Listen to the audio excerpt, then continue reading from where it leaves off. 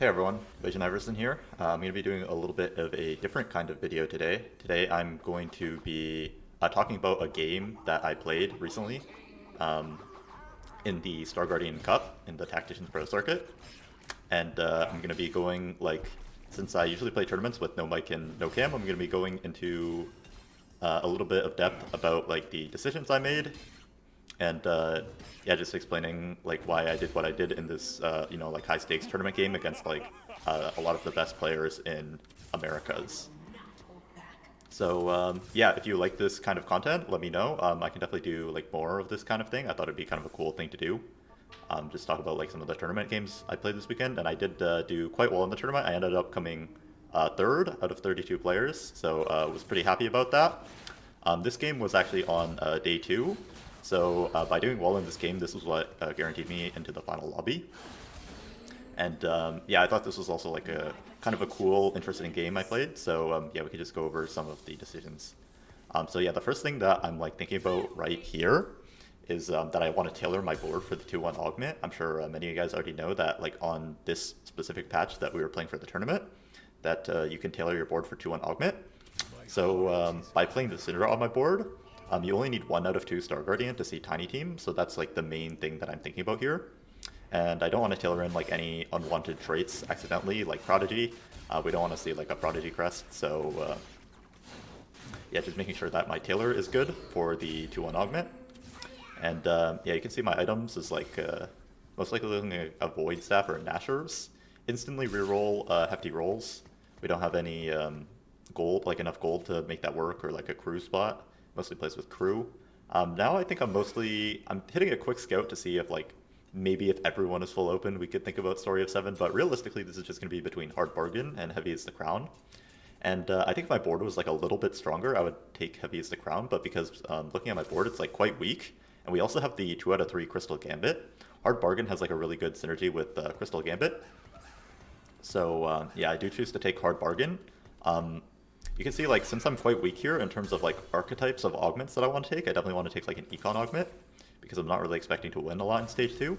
So I think Hard Bargain makes a lot of sense in that first of all, I'm loss streaking, so I want Econ, and also I have the 2 out of 3 Crystal Gambit, so the HP that you could get back can synergize really well with that. If we hit Crystal Gambit at some point in stage 2, we can go for a double down and get a good cash out and be in a really good spot. So maybe I will 2x some of these rounds. I think most of this early game is just going to be kind of loss streaking. Yeah, and just kind of fast forward through to the important decision points. You can see I slammed a Nashers.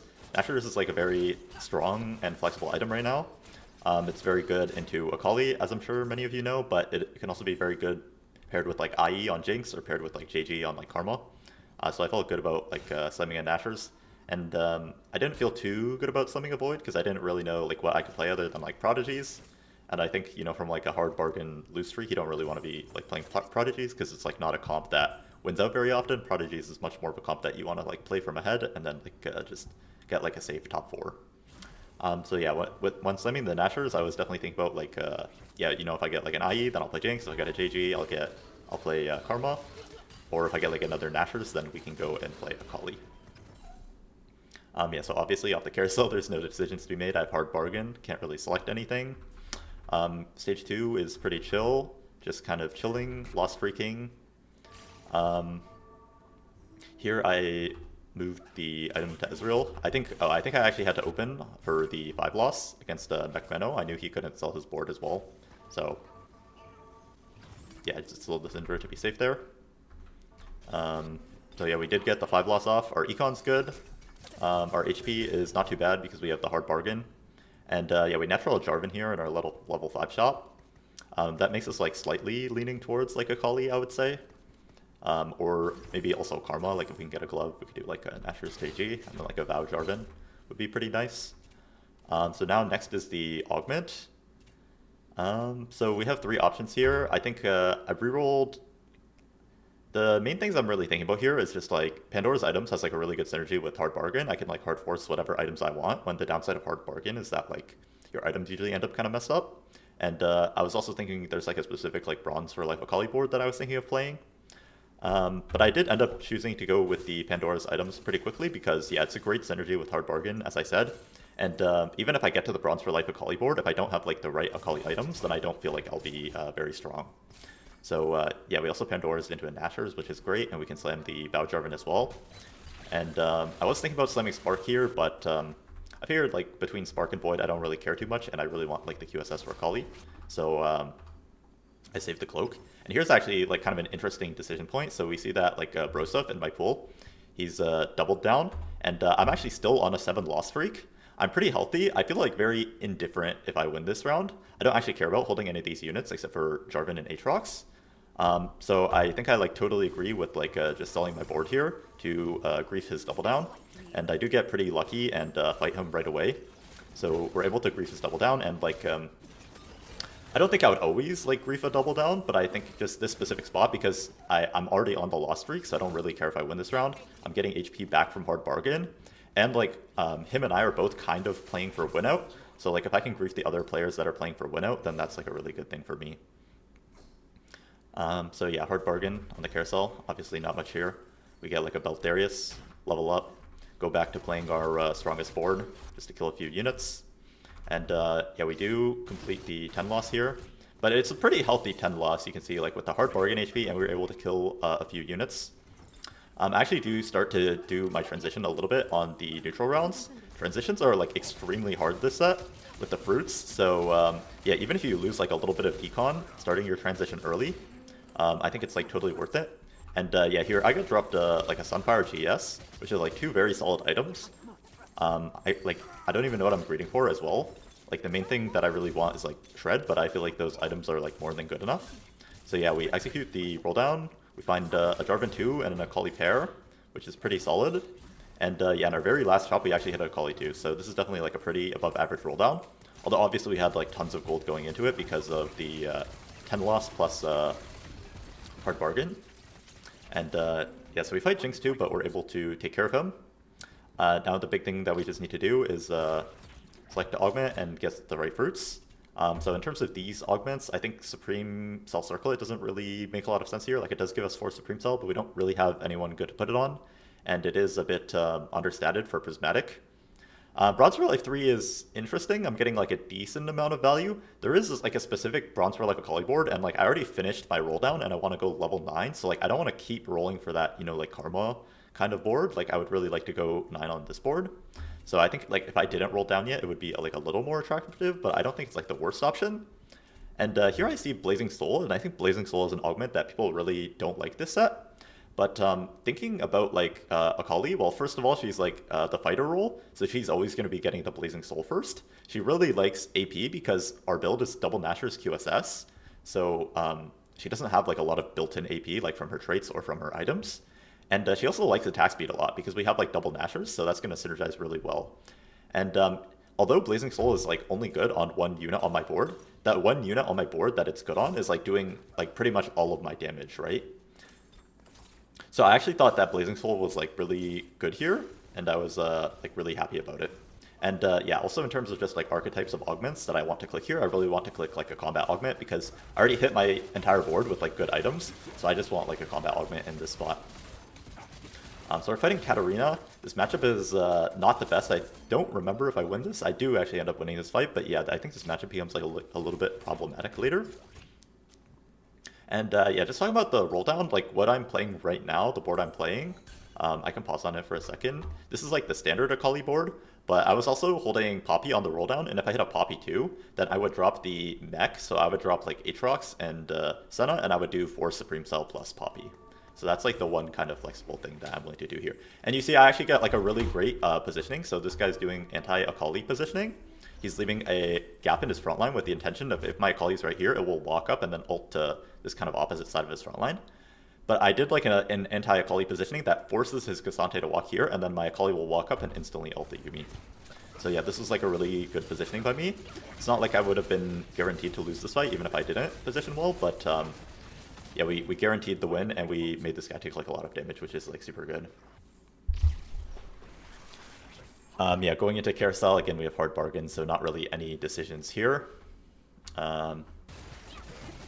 There is a cloak. The one thing that we're still lacking that our board kind of needs is like shred. So I think I do save this cloak just to go for like a spark.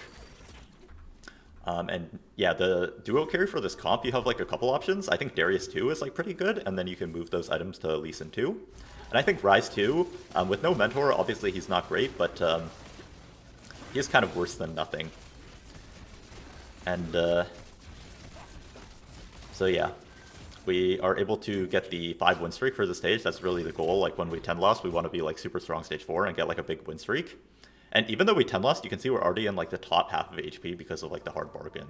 So yeah, at this point I'm feeling like really confident in top 4ing, but I just need to like figure out kind of ways to convert this game to a first.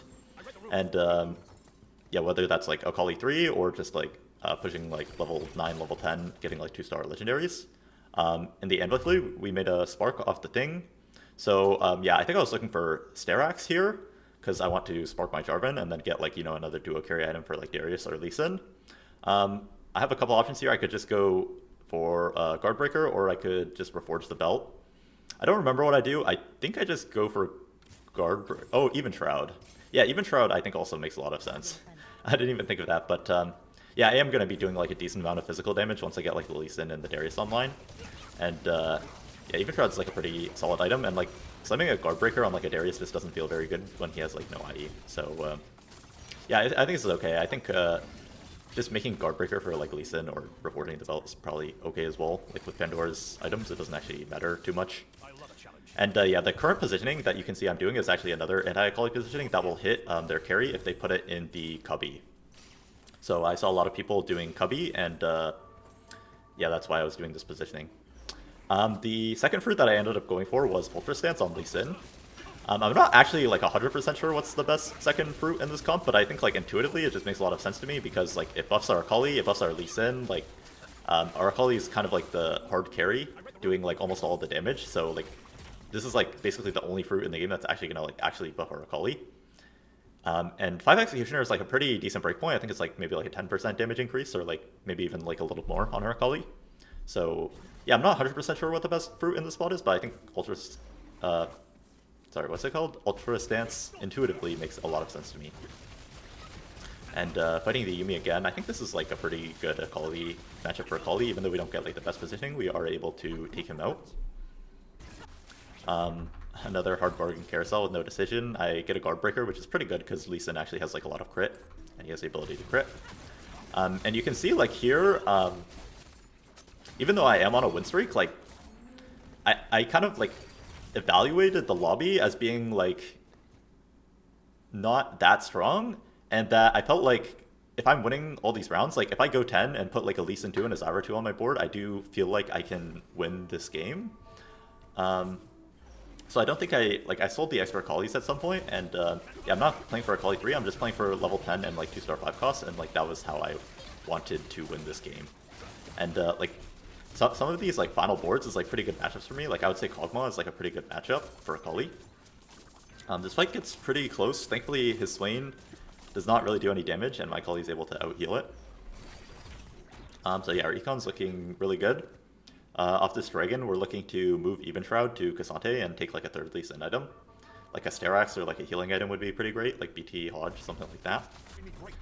Off this Anvil, I think IE is not too good on Executioners. I was kind of thinking between like Nashers or GS Lee Sin here. I think I did end up going with the GS Lee Sin. Just because I don't know if Lee Sin's really like a unit that likes Nashers that much, even if he does have like 100% crit. Here I get like pretty bad positioning. His Caitlyn stays alive the entire fight, and I never ult onto his Katarina, so I do end up losing, but it's not the end of the world because we still are going level 10. We have lots of upgrades to hit. Lee Sin 2, Zyra 2, Cassante 2. So here after that lost 28 HP, I do pump 10. We do have the option to go for Jarvan 3, but I really don't have enough gold in this spot, and I have some pretty important pairs. So I'm going to sell those, buy the Cassante 2. Here I'm trying to constantly scout and see in what way people are going to position against me. This guy actually kind of got me with the last second swap into the pocket. But I think we do end up kind of like stat checking him and just winning this fight anyways.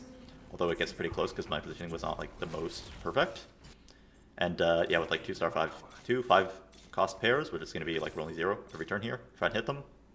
We hit the Lee Sin.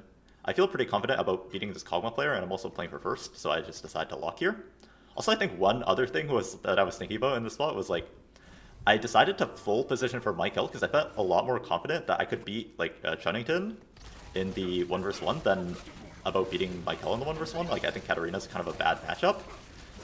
So I was like hoping that like my Ghost, if it fought Michael, then I would have like a chance to kill it. And like even if I left Chunnington alive, then maybe it would actually be like better for me because then he could kill off Michael and then I could kill him off. So yeah, we hit the Lee Sin 2, we hit the Zyra 2 here. Just get a JS onto the Zyra. And yeah, here, so like yeah, it's kind of a coin flip because he's probably either going to do like that anti-Akali positioning that he just did, or he's going to go into the pocket. So like I actually, unfortunately got like the wrong positioning and I did lose this fight, but still 2 lives. And he's like only 1 life, although he has Braum 2, so he might actually farm up enough Poros to be 2 lives. Yeah, at this point it's really just like a guessing game of how he's going to position. Props to him, he actually did like a very good job of like, you know, like positioning for against Akali in like different ways and like being like kind of hard to read. So like, yeah, this time I tried to do this anti-Akali positioning, but he went into the pocket with his Kog'Maw, so he actually got like pretty good positioning here again. But this is a pretty good matchup for me. He only has like 1 backline unit, so my Akali was able to get onto the Kog'Maw anyways, and I was able to get the win there. And now going into stage 7, I'm with 18 HP, I'm not 2 lives anymore. I'm actually 1 life, so yeah, just roll down in case we hit some like crazy Akali wave or something. There's no Akali wave, so now we're just going to focus on positioning. Take a BT for my Lee Sin. Healing is like quite nice on him, he doesn't need like 3 damage amp items. And yeah, here I think I got a bit stun locked. I think I should have moved the Aatrox and the Kennen in case that he did this positioning. So I didn't actually get the best positioning, but you can see my Lee Sin ends up doing a lot of work, and my Akali does eventually get on the Kog'Maw, and I was able to kind of just like stat check him and win the game, even though I didn't have this positioning, the best positioning. So yeah, that was kind of a cool Akali game that I played in the Star Guardian Cup. If you like these kinds of like VOD reviews, me talking about like some of my tournament games, stuff like that, instead of just like normal ladder gameplay, yeah, let me know if you're like interested in this kind of thing. And yeah, thank you for watching. Make sure to like, comment, and subscribe.